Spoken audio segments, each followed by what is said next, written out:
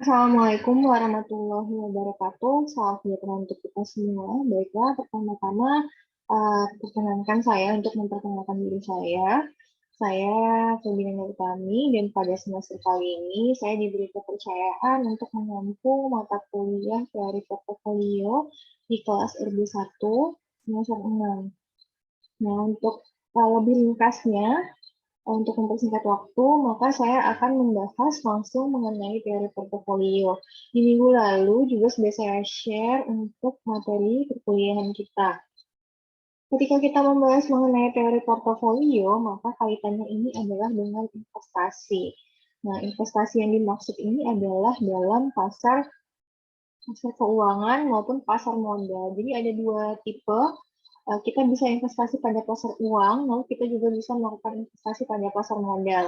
Selama satu semester ke depan, yang akan kita bahas adalah mengenai bagaimana investasi di dalam pasar modal. Mungkin beberapa di antara kalian sudah ada yang terjun langsung, bermain langsung di pasar modal, mungkin sudah familiar juga dengan yang disebut dengan saham, obligasi, juga ada reksadana. Nah, itu adalah beberapa instrumen yang kita temukan dalam pasar modal.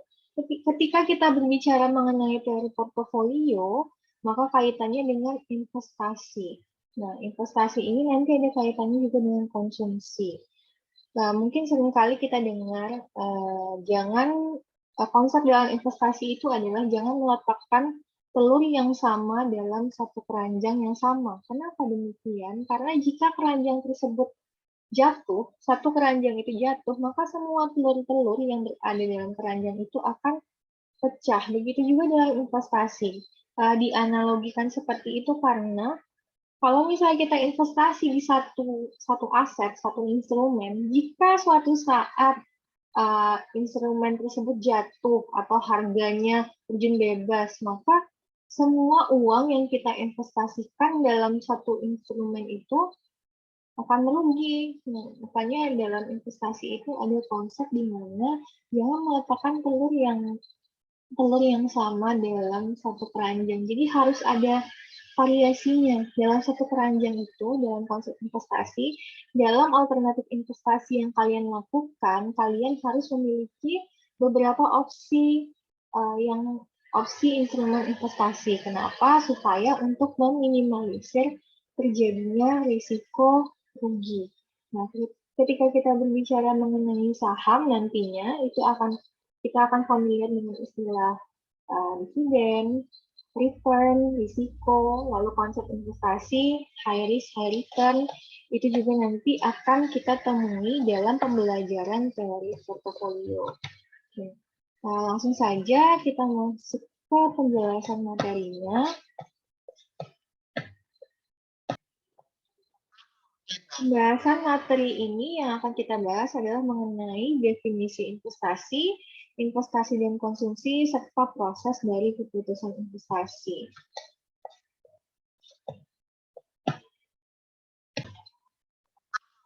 Karena kita ini kelasnya kelas malam, jadi saya yakin beberapa anggota kelasnya ini pasti sudah bekerja semua ya. Jadi setiap individu bekerja untuk memperoleh penghasilan. Kita semua ini bekerja untuk memperoleh penghasilan.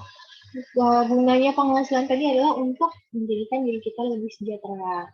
Nah, ketika kita membahas mengenai penghasilan, kita ini memiliki sumber daya atau penghasilan ya, kita punya pendapatan. Nah, pendapatan ini adalah sumber daya yang opsinya ada dua. Mau kita gunakan untuk konsumsi pada saat ini atau kita saving terlebih dahulu atau kita invest terlebih dahulu sehingga di masa yang akan datang kegunaannya akan menjadi berlipat ganda.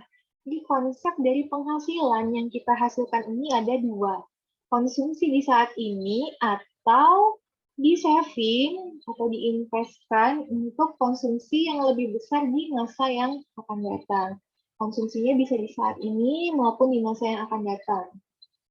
Ketika seseorang memutuskan untuk mendahulukan kepentingan investasi ketimbang kepentingan konsumsinya, maka akan terjadi yang namanya pengorbanan konsumsi saat ini atau sacrifice current consumption. Oke, kita lanjut.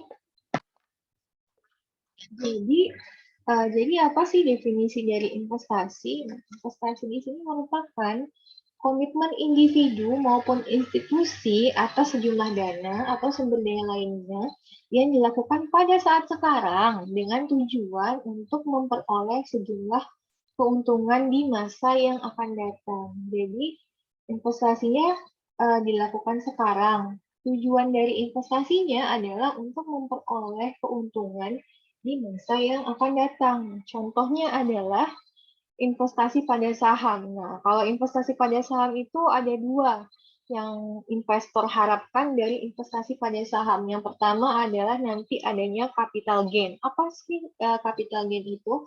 Capital gain ini merupakan keuntungan dari kenaikan harga saham. Jadi kalau misalnya kita beli saham di harga 100, lalu 100 rupiah per lembar. Ketika kita jual, itu harganya naik 2 kali lipat menjadi 200. Nah, ketika kita menjual saham per lembar dengan harga 200, kita beli di harga 100, maka di situ kita akan mendapatkan capital gain. Capital gain-nya sebesar per lembarnya untungnya 100. Kita punya berapa lembar?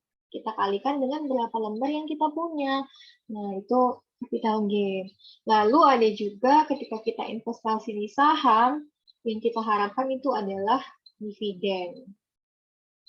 Lalu yang kedua, contoh investasi yang dilakukan pada saat ini tujuannya untuk memperoleh keuntungan di masa yang akan datang.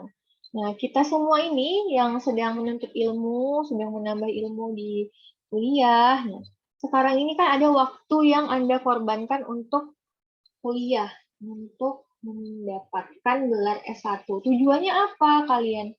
Kuliah capek-capek, udah kerja, terus mau kuliah lagi supaya dapat gelar, supaya mendapatkan keuntungan di masa yang akan datang. Keuntungan di masa yang akan datang itu apa contohnya ya? Bisa jadi karir yang lebih bagus, peluang kerja yang lebih baik, dan pastinya menambah ilmu dan pengalaman serta menambah relasi. Nah, itu merupakan salah satu contoh konsep dari investasi.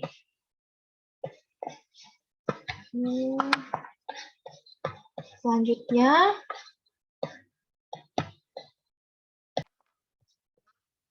dalam mata kuliah teori portofolio ini, pembahasan investasi yang akan kita bahas ini akan berkaitan dengan pengelolaan aset finansial, khususnya sekuritas yang bisa diperdagangkan.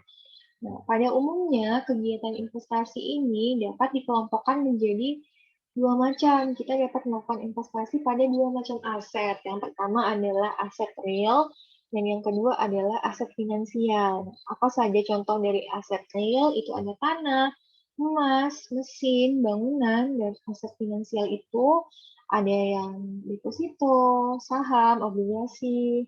Di pasar modal itu ada saham, obligasi, opsi, waran, future, nanti juga ada reksadana.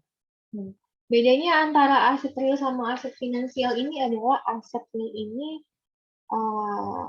nilainya itu pertambahannya tiap tahun bertambah ya, kayak tanah kan tiap tahun kan dia mengalami kenaikan nilai. Lalu emas juga seperti itu, setiap tahunnya mengalami kenaikan nilai. Begitu juga dengan mesin dan bangunan. Kalau mesin itu ada penyusutan, kalau bangunan sama seperti tanah, dia akan mengalami kenaikan setiap tahunnya. Di sini untuk aset finansial merupakan klaim berbentuk surat berharga atas sejumlah aset-aset pihak penerbit surat berharga tersebut. Nah, itu untuk kegiatan investasi dapat dilakukan pada sejumlah aset, yaitu aset real dan juga aset finansial. Menurut Ahmad Kamarudin, investasi ini memiliki tujuan. Apa saja sih tujuan investasi? Yang pertama adalah dengan berinvestasi, seorang investor akan mendapatkan kehidupan yang lebih layak. Kapankah kehidupan yang lebih layaknya? Tentu saja di masa yang akan datang. Lalu dengan adanya investasi ini juga, kita dapat investor juga dapat mengurangi tekanan inflasi dan menjadi dorongan bagi investor untuk menghemat pajak. Nah, ketika kita semua tahu ya, setiap tahun itu terjadi inflasi. Jadi semakin tahun ke tahun, kalau kita menyimpan tabungan lah ya, mungkin yang paling umum itu adalah tabungan. Dan juga sedari dulu kita ada lagunya gemar menabung ya, harus menabung. Sebenarnya kalau kita kaitkan dengan kondisi sekarang, kalau cuman saving kok di bank, bunganya nggak seberapa per tahun pula. Sebenarnya untuk menabung ini bukanlah investasi yang tepat. Ini menurut saya nggak tahu kalau misalnya kalian mempunyai pemahaman yang berbeda. Karena kenapa? Kalau misalnya kita menabung 5 juta di bank, 5 juta 5 tahun yang akan datang itu udah nggak ada artinya lagi duit 5 juta yang sekarang dengan 5 tahun yang akan datang. Oke lah, misalnya ada bunga atau setiap bulannya kalian saving 1 juta per bulan, jadi dia bakal nambah. Tapi tetap aja ketika 5 tahun yang akan datang, uang yang ditabung itu nilainya, daya belinya tidak seberapa sekarang dengan yang akan datang. Nah, makanya nih untuk yang masih muda-muda, mumpung masih muda, saya menyarankan untuk ya minimal deposito lah ya. Karena bunga deposito kan ya lumayan ketimbang bunga tabungan biasa. Lalu mungkin bisa coba-coba untuk mencoba terjun ke pasar modal untuk bermain saham. Atau kalau misalnya takut terjadi penipuan seperti yang lagi hits kemarin afiliator segala macam. Nah, salah satu media investasi yang minim risiko itu adalah emas. Nah, satu lagi tips untuk kalian, kalau misalnya biasanya yang hobi beli emas itu kan yang ibu-ibu ya, yang perempuan. Emas. Sebenarnya emas itu kalau menurut saya pribadi, banyak yang bilang emas itu adalah investasi. Sebenarnya emas itu bukan investasi, tapi dia merupakan apa sih namanya, penekan inflasi, penekan terjadinya inflasi. Jadi kalau misalnya kalian simpan uang 5 tahun yang akan datang, mungkin tidak seberapa daya belinya terhadap barang pada saat 5 tahun yang akan datang. Tapi kalau misalnya kalian beli emas, emas kan sifatnya jangka panjang ya. Beli emas 5 tahun yang akan datang, itu nilainya akan tetap menyesuaikan nilai uang pada saat itu. Jadi ini adalah mengurangi tekanan inflasi.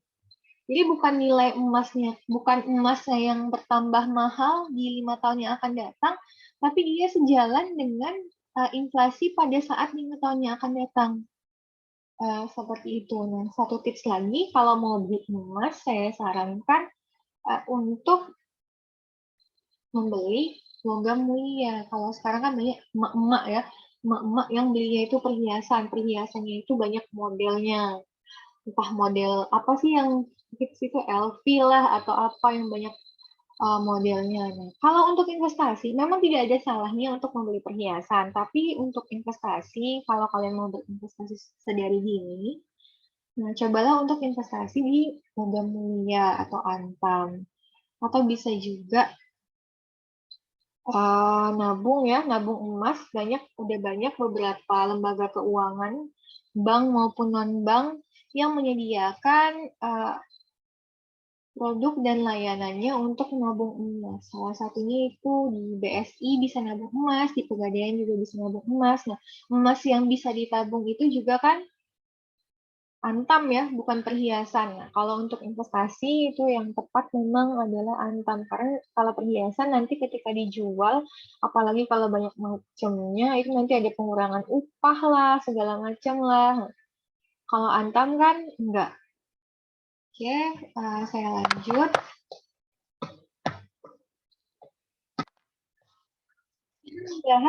Kita membahas mengenai pengertian teori portofolio. Jadi teori portofolio ini merupakan teori yang berhubungan mengenai pengembalian portofolio yang diharapkan dan tingkat risiko portofolio yang dapat diterima, serta menunjukkan cara pembentukan portofolio yang optimal. Jadi dalam pembelajaran teori portofolio ini, kita akan mempelajari bagaimana caranya diversifikasi produk investasi. Tadi kan udah dijelaskan, kalau mau investasi itu ada 2 aset. Ada aset real, ada aset finansial. Nah, kalau mau melakukan diversifikasi, apa saja caranya? Apa saja produk yang bisa diversifikasi dalam teori portofolio ini? Lalu apa saja? Bagaimana cara kita menilai mana yang portofolio optimal, mana yang nggak optimal?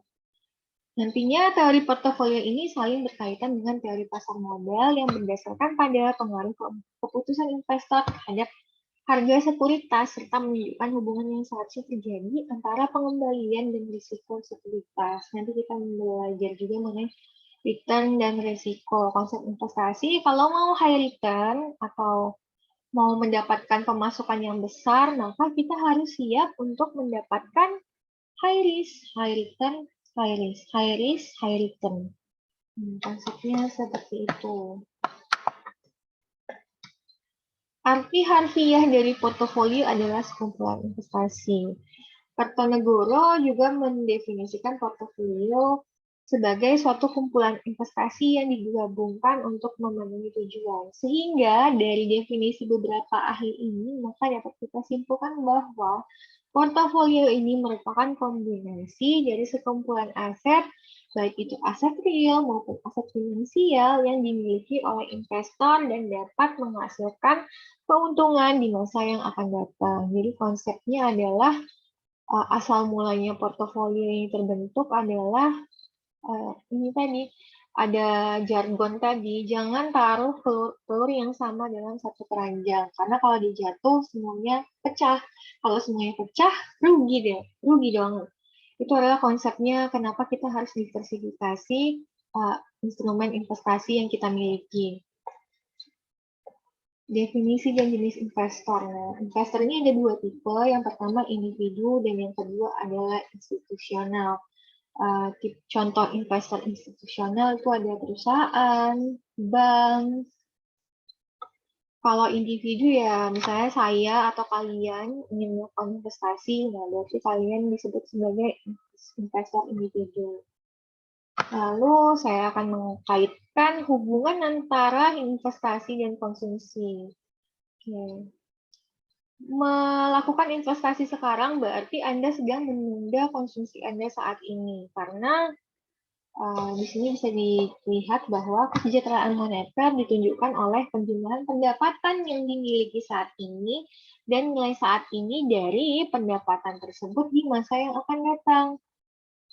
Ketika kalian memutuskan untuk konsumsi berlebihan di masa yang sekarang, berarti kalian sedang menunda investasi kalian untuk mendapatkan penghasilan yang lebih besar di masa yang akan datang. Tapi ketika Anda menunda konsumsi di saat sekarang, misalnya Anda menunda konsumsi pembelian motor baru, 15 juta. Nggak tahu, sekarang motor 15 juta dapat nggak? Anda tunda dulu nih, pending dulu investasi, konsumsi. Mau beli motor 15 juta Anda tunda, tapi uangnya Anda coba main saham. Kalau nggak ngerti main saham, ada alternatif reksadana yang sama menguntungkan juga, bunganya juga lumayan besar, resikonya juga lebih rendah. Jadi ketika Anda memutuskan untuk menunda pembelian motor 15 juta di masa yang akan datang, lalu Anda memutuskan untuk coba main ke reksadana sebesar 15 juta, berarti kan Anda kehilangan kesempatan untuk konsumsi. Tapi di masa yang akan datang, bukan nggak mungkin dari 15 juta yang Anda korbankan tadi itu, jadinya Anda di masa yang akan datang bisa beli motor yang harganya 30 juta setelah Anda lakukan investasi. Oke. Tujuan investasi adalah untuk meningkatkan kesejahteraan investor. Investasi ini nantinya ada jangka pendek, ada jangka panjang. Umumnya di saham itu ada pasar uang, ada pasar modal. Dalam instrumen keuangan ada pasar uang, ada pasar modal. Nah, umumnya kalau investasi di pasar uang itu sifatnya adalah jangka pendek. Jangka pendek itu ada yang harian, ada juga yang dalam jangka waktu 1 tahun. Nah, kalau di pasar modal itu biasanya jangka waktunya adalah jangka panjang. Tujuan investasi adalah tadi sudah disebutkan juga untuk mendapatkan kehidupan yang lebih layak di masa yang akan datang, mengurangi tekanan inflasi, dorongan bagi investor untuk menghemat pajak, dan beberapa tujuan investasi lainnya. Oke, proses-proses investasi meliputi pemahaman dasar-dasar keputusan investasi dan bagaimana mengorganisir aktivitas-aktivitas dalam proses keputusan investasi. Nanti kita akan mempelajari mengenai return dan risiko yang diharapkan dari suatu investasi. Nah, nanti ini bisa dihitung juga. Apalagi ketika kita membahas tentang saham, kita bisa menghitung return dan risiko dari saham. Oke. Dasar keputusan investasi itu ada tingkat return yang diharapkan, tingkat risiko, serta hubungan antara return dan risiko. Oke, nanti ini ada banyak itemnya yang akan kita jadikan panduan atau acuan dalam melakukan keputusan investasi. Return-nya ada expected return, ada realized return. Oke. Oke, ini untuk materi mengenai proses keputusan investasi. Yang pertama adalah menentukan tujuan investasi, lalu penentuan kebijakan investasi, dan pemilihan strategi portofolio. Barulah lakukan pemilihan aset dan pengukuran dan evaluasi kinerja portofolio. Itu merupakan proses keputusan investasi secara singkat. Untuk pemilihan strategi portofolionya,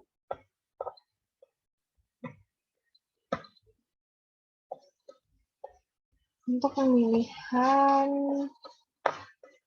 strategi portofolio itu ada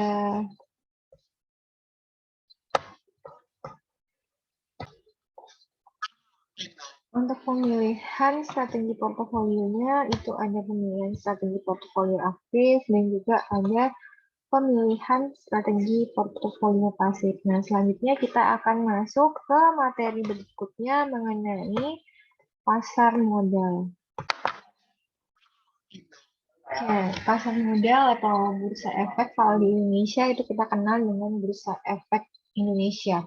Sebelumnya bursa efek Indonesia ini namanya ada dua ya, ada bursa efek Jakarta dan bursa efek Surabaya. Lalu pada tahun 2007 mereka bergabung, lalu terbentuklah bursa efek Indonesia atau sering juga kita sebut dengan IDX, Indonesian Stock Exchange.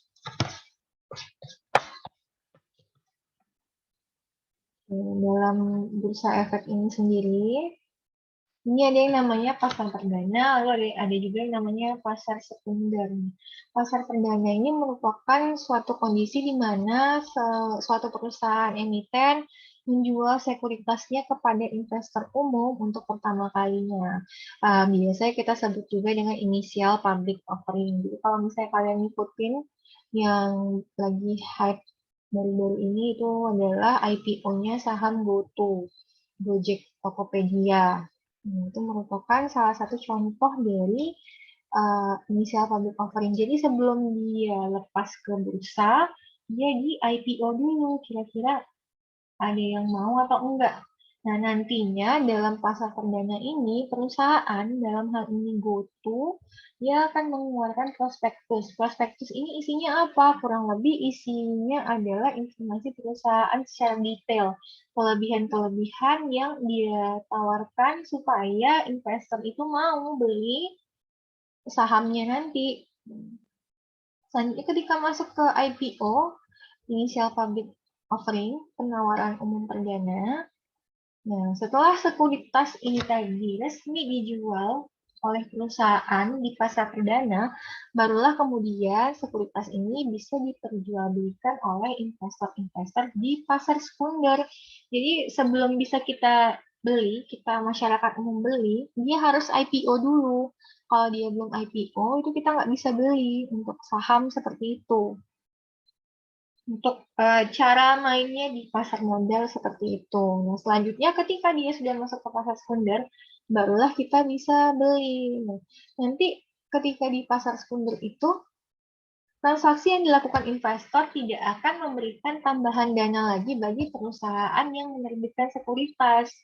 Nah, contohnya kalau misalnya kayak saham GoTo tadi, ketika dia di IPO, itu pembelian saham GoTo itu akan memberikan tambahan dana bagi perusahaan GoTo, Gojek Tokopedia itu tadi. Tapi ketika dia sudah masuk ke pasar sekunder, nah itu memberikan tambahan dana lagi bagi perusahaan karena transaksinya itu tadi hanya terjadi antar investor bukan dengan perusahaan, kecuali kalau misalnya nanti dia mau menambah lembar sahamnya. Oke, selanjutnya kita membahas mengenai pasar sekunder. Merupakan tempat perdagangan atau jual beli sekuritas antar investor setelah sekuritas emiten dijual di pasar perdana.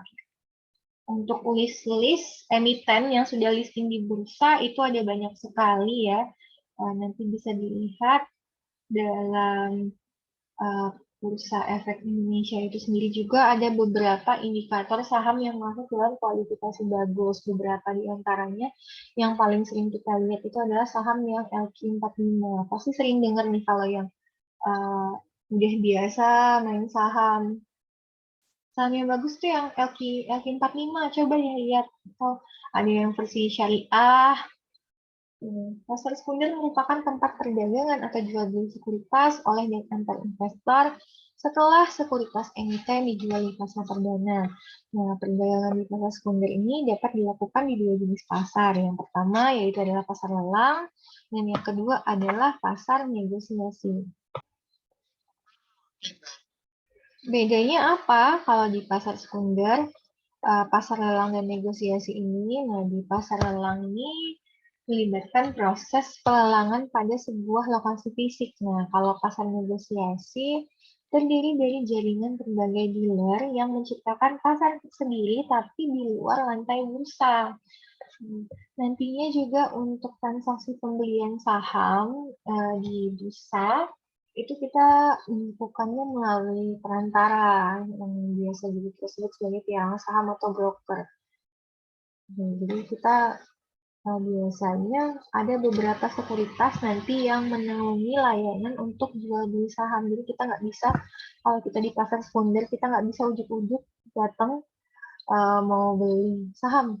Nah, kita ada apa medianya, ada sarananya, yaitu melalui sebuah sekuritas. Beberapa sekuritas udah banyak juga ya yang memfasilitasi untuk pembelian penjual belian saham ini. Itu kalau untuk saham.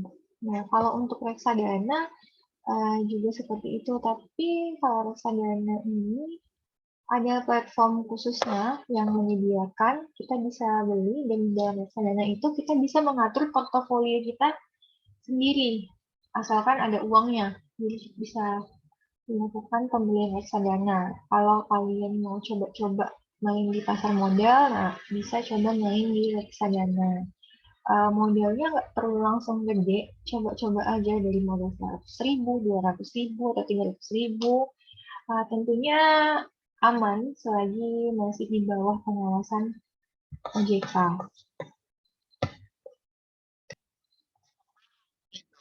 Instrumen dalam pasar modal ini ada sekuritas atau biasa juga disebut net effect. Nah, sekuritas ini merupakan contoh dari financial asset. Jadi dia kan jangka panjang nih.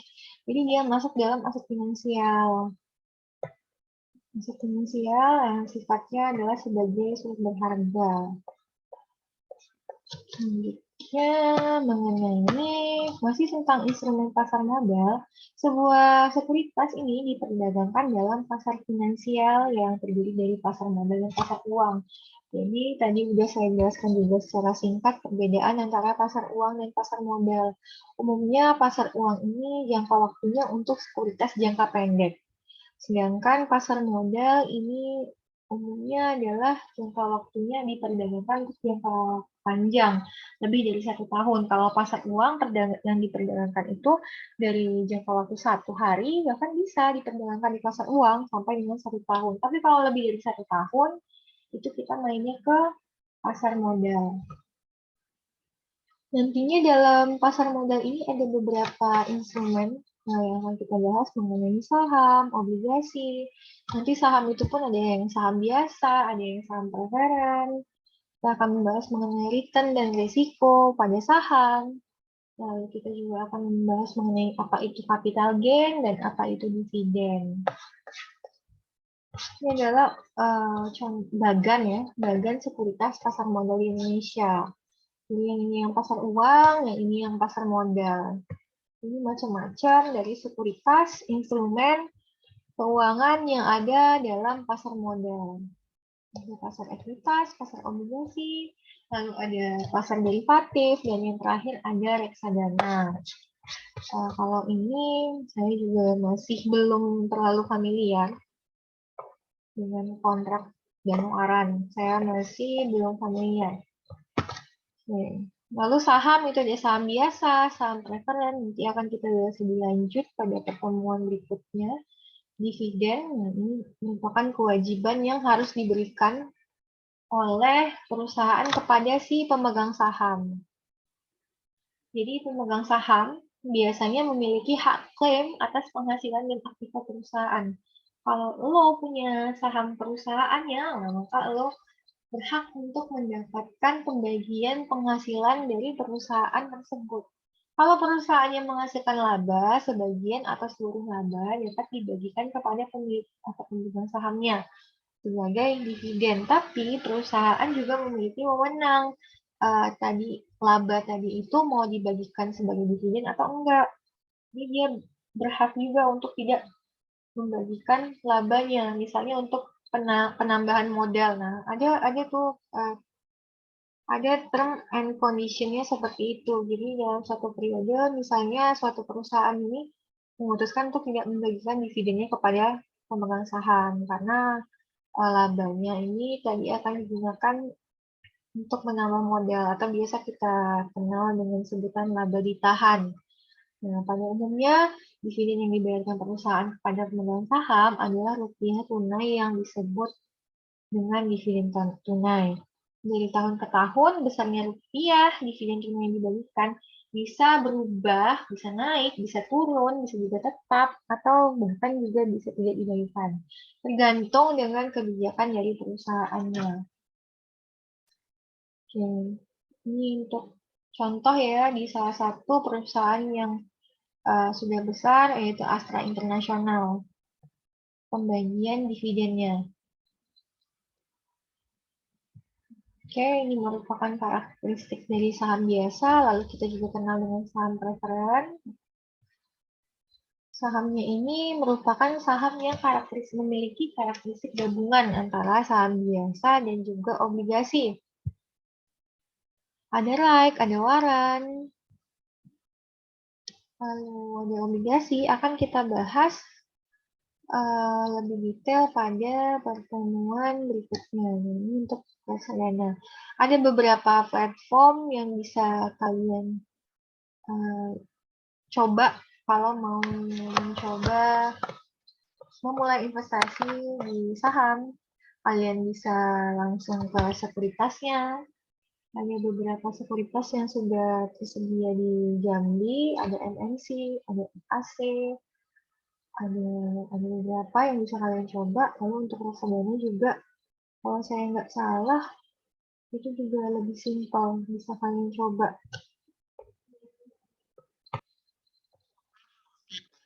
Oke, ini merupakan website dari Bursa Efek Indonesia, idx.co.id. Nah, di sini kalian bisa melihat nantinya di bursa itu ada yang disebut dengan IHSG, yaitu Indeks Harga Saham Gabungan. Nanti ini adalah kompositnya. Di sini kita bisa melihat apa aja yang diperdagangkan dalam pasar modal atau bursa efek Indonesia. Ini ada saham, ada obligasi, reksadana, ETF, derivatif. Nah, nantinya juga ini ada juga IDX Syariah. Nah, nanti kalau misalnya ada yang memiliki kebutuhan untuk penelitiannya nanti, terus kepengen ngambil data sekunder supaya lebih cepat selesai skripsinya, kalian bisa lihat datanya dari IDX ini di laporan keuangan dan tahunan. Kalau misalnya perusahaan yang akan kalian jadikan sebagai objek penelitian itu sudah listing di bursa, jadi semuanya bisa kalian lihat di sini. Termasuk kalau kalian kepengen melakukan analisis keputusan investasi secara lebih mendalam, kalian juga bisa melihat di sini. Misalnya kita masukin Astra. Kalian mau lihat laporan keuangan atau laporan tahunan tahun berapa yang akan kalian gunakan sebagai dasar keputusan investasi. Nah, nanti ini bisa dilihat di sini. Gunakan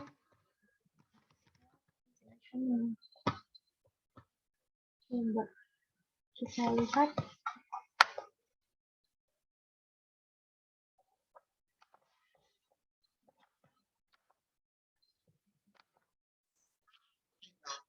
Nah, ini kalau misalnya kalian pengen melakukan analisis keputusan investasi yang mendalam, kalian bisa cek di idx.co.id, lalu di perusahaan catat, klik laporan keuangan dan tahunan, lalu nanti kalian bisa search perusahaan apa, emiten apa yang ingin kalian lihat laporan keuangan atau laporan tahunannya. Begitu juga jika kalian ingin menggunakan data sekunder dalam penelitian kalian dan perusahaan yang ingin kalian jadikan sebagai objek penelitian itu sudah listing di bursa, jadi kalian nggak perlu repot-repot minta data ke sana kemari, kalian bisa pakai data sekunder di download di sini. Atau bisa juga biasanya perusahaan itu menyediakan laporan keuangannya di website perusahaannya langsung. Dengan beberapa platform untuk investasi yang tersedia sekarang juga tanpa melakukan analisis mendalam lewat berbagai macam financial report, kalian juga bisa melihatnya di platform investasi tersebut. Kalau nggak salah di Bibit bisa, di mana lagi yang bisa ya. Tokopedia juga bisa kalau saya nggak salah untuk reksadana. Oke, saya rasa itu dulu untuk pertemuan kita hari ini. Selanjutnya akan kita bahas di minggu depan. Mungkin saya akan memberikan sedikit bukan PR ya. Tapi saya ingin kalian mencari tahu dalam penjelasan saya tadi dijelaskan bahwa investasi ini dapat salah satu tujuan investasi adalah mendorong investor dari pajak. Nah, apa sih maksudnya dari dengan adanya investasi maka dapat membantu untuk mendorong penekanan pajak? Nah, coba kalian komen di kolom komentar. Demikianlah perkuliahan kita untuk hari ini. Wabillahi taufiq wal hidayah. Wassalamualaikum warahmatullahi wabarakatuh.